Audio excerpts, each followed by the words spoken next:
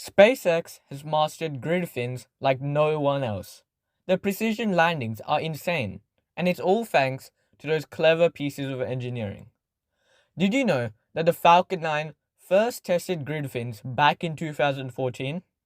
Since then, they've become a key part of almost every SpaceX booster recovery.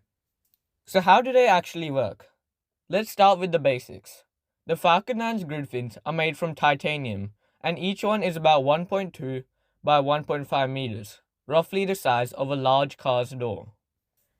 They're strong enough to handle re-entry at speeds over Mach 5 and can tilt the rocket up to 20 degrees in any direction.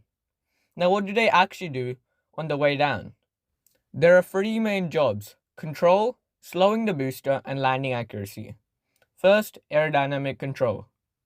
The grid fins act like mini wings, creating aerodynamic forces that stabilize the booster as it falls. They adjust themselves to help steer and control the booster's roll, pitch, and yaw, so it stays upright and on course. Next, slowing the booster down. When the fins deploy, they add a lot of drag, basically air resistance, which helps slow the rocket down before the engines even fire. That means less fuel is needed for the landing burn and a smoother descent overall. And finally, pinpoint landings. The fins move in real time, reacting to data from the rocket's guidance systems to make tiny course corrections. This is how the Falcon 9 lands within just a few meters of its target, sometimes even less, whether it's on a drone ship or right back at the launch site.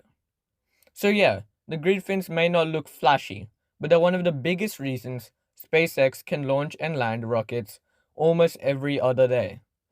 If you want more content about space, rockets, and tech, subscribe.